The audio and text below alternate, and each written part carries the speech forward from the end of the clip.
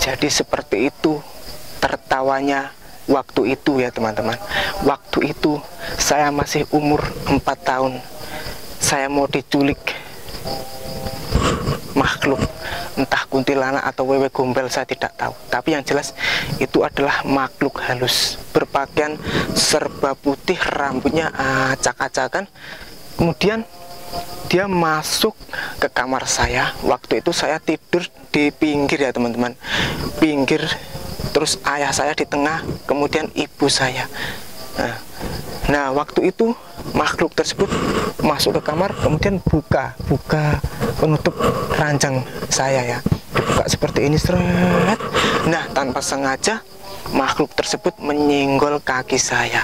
Nah otomatis saya kaget karena badan makhluk tersebut seperti mayat, dingin sekali. Akhirnya saya kaget dan saya berteriak. Saya kaget berteriak, wah, pokoknya histeris. Ayah saya bangun.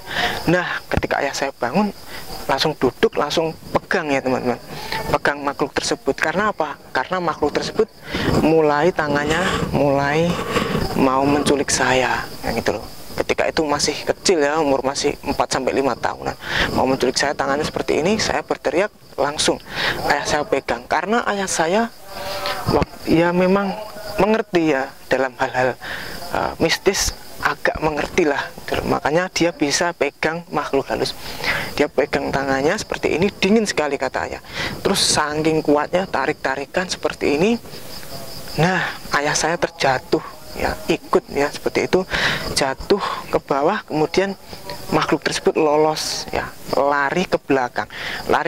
Ayah saya kejar. Nah ayah saya kejar, kemudian makhluk tersebut masuk ke pintu, yang menabrak pintu itu, pintu belakang rumah saya itu, pintu bagian belakang itu ditabrak, tembus teman-teman. Nah sementara ayah saya harus membuka kuncinya dulu. Jadi makhluknya sudah kabur, ayah saya baru membuka pintu. Jadinya makhluk tersebut lolos teman-teman. Nah pas makhluk itu lolos teman-teman, ayah saya terus mengejar, kemudian balik lagi. Nah itu adalah kejadian waktu itu kejadian yang kedua ya teman-teman. Kejadian yang pertama itu belum sampai dikejar, baru buka ranjangnya sudah lari. Karena apa? Karena ayah saya waktu itu yang pertama tidurnya di pinggir, jadi ketahuan. Nah, tapi yang terakhir kemarin, ya nggak kemarin juga, masih sudah lama lah. Yang terakhir itu saya tidurnya memang di pinggir.